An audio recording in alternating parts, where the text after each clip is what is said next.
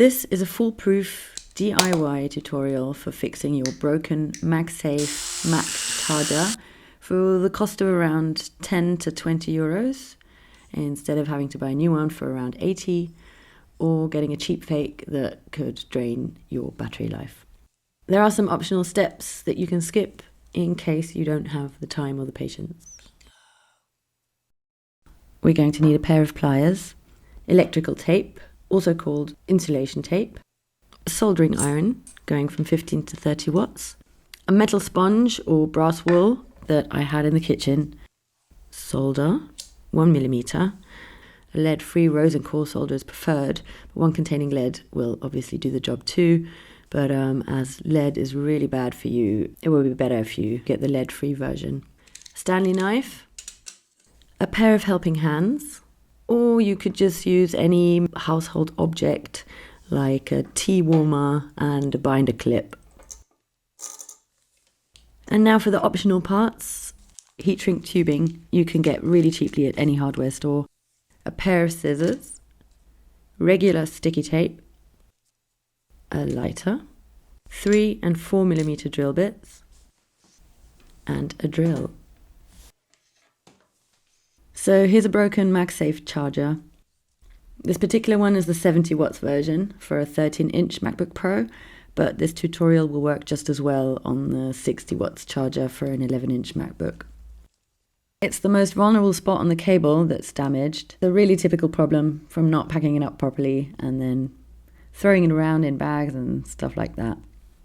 To fix this, we want to remove the damaged part of the cable and then reconnect it to a healthy part. The first step is just to remove the extension cord by simply sliding it off. And to be able to open it up, we're going to need a pair of pliers. I drove myself crazy with a worn down pair. It didn't have any grip, so you really want to look out for some pliers that still have a really sharp edge at the top. Flip open the wing clips that you should actually use to pack up your cable properly, and there we reveal a space where we can now firmly place our pliers.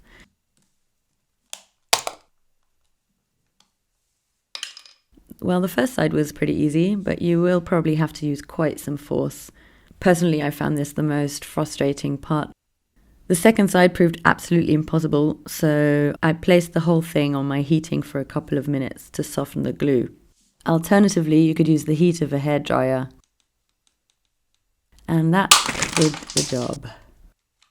You don't need to take the whole thing apart, you just open it up wide enough to pull out the 2 wires that connect to the broken part of the cable. Cut the wires off in a way that they are still as long as possible, as they are relatively short to work with from the beginning. As you can see, there's a white one, the main wire, and a black one, which is the ground. Now generously cut off the broken part of the cable. So this bit is completely optional. Again, I'm going to cut the piece free as close as possible.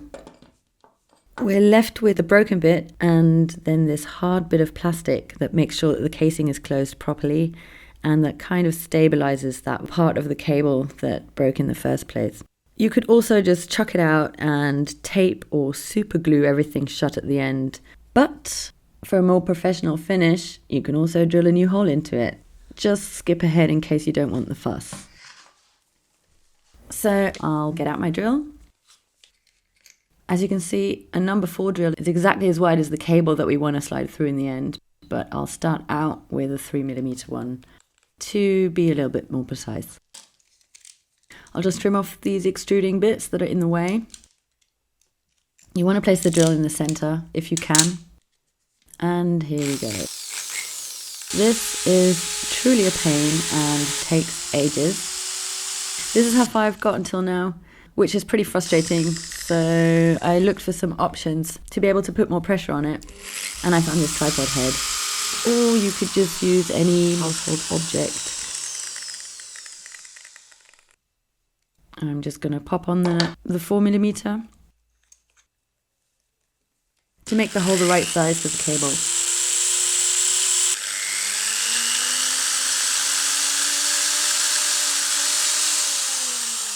There we go. I'll just clean this up for the more delicate work coming up. We want to free the individual wires at their ends by removing the protective jacket so that we can then reconnect the wires properly. Take your Stanley knife and carefully move around the insulation. Be careful not to damage the inside. When the covering silicone is sufficiently thin, you should be able to just twist them off. I'm just going to pop on the hard bit of plastic that makes sure that the casing is closed properly. You want to be extra careful on the long cable that connects to your laptop, because inside there is the main wire and the ground is wrapped around it without its own insulation jacket. Carefully separate the two and gently twist the ground into its own unit.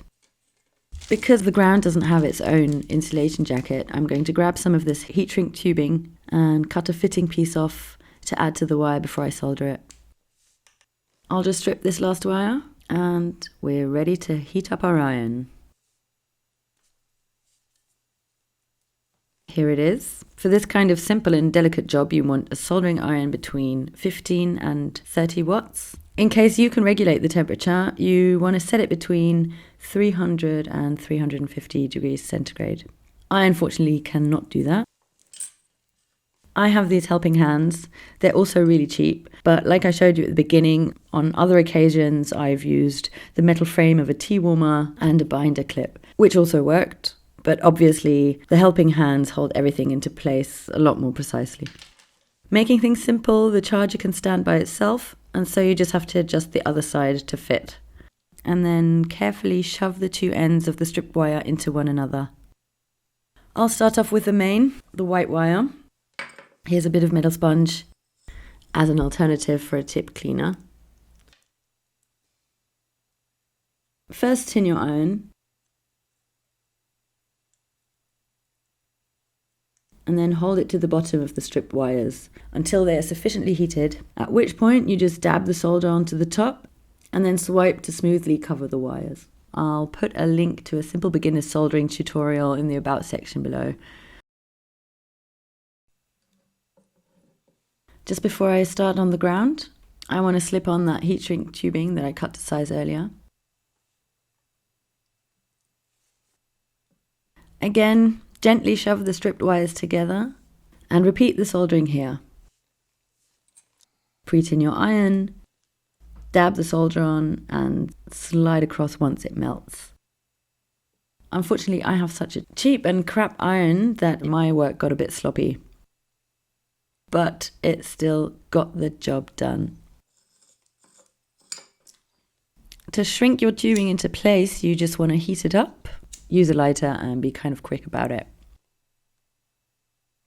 It's really important that your stripped wires don't stay out in the open. They need to be insulated. If they touch each other, it could lead to a short circuit, or even worse, turn into a fire hazard. This is why we really need to isolate the new connections from each other and make sure they're properly insulated. You will need not just any tape, but electrical tape, also called insulation tape. Cut off the pieces you need and wrap them around the open wires, making sure that all of them are covered properly. After that, I also wrapped some around them jointly for stability. We can slide back our hard plastic friend as far as it will go and then mindfully twirl our new made cable back into the charger casing. In case you missed that optional step, you'll just have to twirl in the new made cable and kind of put a whole load of tape around it. Put everything back into place as you remember. Put the wings back in, click it shut, et voila, as good as new.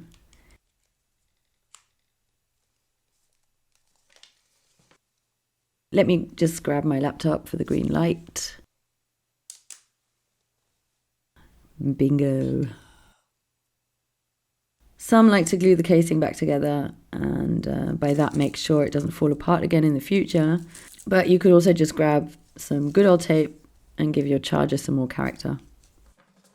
I hope you enjoyed that. I'm positive it worked out for you too. There'll be more fixes to come.